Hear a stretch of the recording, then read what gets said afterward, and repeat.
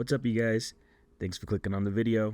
Before we get into it, make sure you like, comment, and subscribe to the channel. If you haven't heard already, Conor McGregor was recently given a 2-year road ban in Irish courts on July 31st. According to the Irish Mirror, a remorseful Conor narrowly avoided jail over appalling dangerous driving in Dublin. It was a fairly long article, so I thought I'd clip the important, insane, and most interesting parts and provide some more context where needed. But the article states, Conor McGregor has narrowly avoided jail for an appalling series of dangerous driving incidents in Dublin, where he jumped a red light, sped in and out of traffic, and almost caused a collision. The MMA star asked, "Are you taking the piss?" when the Gardaí, who drove at 160 kilometers per hour to catch him, eventually asked him to step out of his Bentley Continental GT convertible on the evening of March 22nd, 2022, which is absolutely insane. 160 kilometers per hour is about 99 miles per hour. Dude was going nearly 100 fucking miles per hour, and asking if they were going to take his piss is a whole other topic that made me scratch my head a bit, but nonetheless. At the Blanchard District Court today, Judge David McHugh said, "This is an appalling series of breaches of the road traffic rules and an appalling episode of dangerous driving." He imposed a 5-month sentence, suspended a condition that McGregor kept the peace for 2 years, and hit the fighter with fines totaling €5,000 and a 2-year road ban. He found that remorseful McGregor's driving was persistent, prolonged, and deliberate, but noting the mitigating factors in guilty plea, he held that it is appropriate to meet this matter by way of a suspended sentence and only just. Gardaí pursued the MMA star at 160 kilometers per hour and stopped the 36-year-old in West Dublin. He was arrested after being asked at least 6 times to get out of his car. He was initially charged with 2 counts of dangerous driving, being uninsured, having no license, and failing to produce his documents within 10 days. Gardaí further charged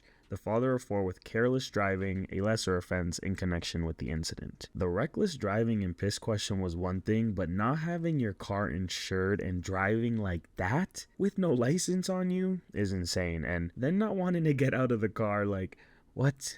Anywho, I swear the details just get worse. Outlining the evidence, Dennis Lorden recalled that he stopped at traffic lights waiting for them to turn green at the junction of the Lucan Road R136. He observed McGregor's car traveling on a 24-hour bus lane. It failed to stop, and the Gardaí activated his blue lights and sirens. Lorden followed and saw McGregor emerge from the bus lane onto Lucan Road at high speed. He said another vehicle had to stop to avoid crashing into McGregor's car. The court heard he continued at high speed on the eastbound bus lane along the N4 before crossing from the bus lane in one movement out in the fast lane. Then the Gardaí stated, "I informed the accused to step out of the vehicle, and the driver replied, 'Are you taking the piss? You want me to get out the vehicle of the car on the M50? McGregor had to be told 6 or 7 times to get out of his car. He told the Gardaí, "Wait, I need my security to catch up." He also refused to open his door, but the officer reached in and opened it, and he eventually got out to be arrested. He agreed that McGregor was cooperative when taken to the Gardaí station and was found to be negative for intoxicants. And I think this is an important piece, because you know how the internet runs with things and spreads shit like wildfire. Because of that, I thought I should identify what intoxicants were being tested for and how they do it. I was able to find this awesome PDF from the Gardaí's website that had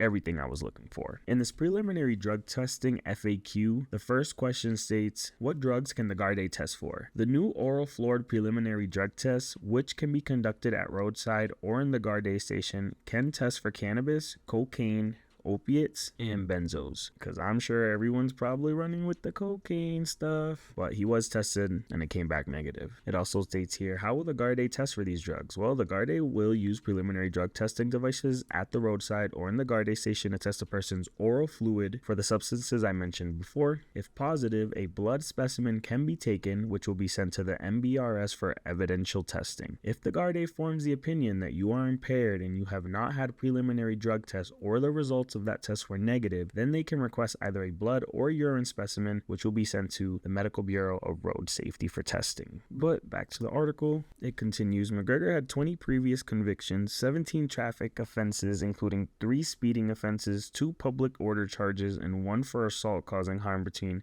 2011 and 2019. These convictions resulted in fines and a 6-month road ban. The Gardaí agreed with counsel that McGregor had no dangerous driving convictions. Sentencing Judge David McHugh said, "This is an appalling series of breaches of the road traffic rules and an appalling episode of dangerous driving." He said his client was apologetic and regretted his actions. On conviction, dangerous driving carries a maximum fine of up to €5,000 and 6 months imprisonment. Careless driving carries a maximum of €5,000 penalty but no risk risk of a prison sentence. McGregor previously appeared before the same court in 2017 when he was fined 400 euros for speeding. When the judge indicated he was considering an outright prison sentence, the defense pleaded that jailing was a measure of last resort and that the court had other options. Counsel submitted that his client had businesses, created employment, and assisted his ill father who was present at the hearing, which was news to me because I didn't realize that his father had a heart attack back in May, and holy shit does he look like his father. But anyways, guys, let me know what you guys think in the comments below.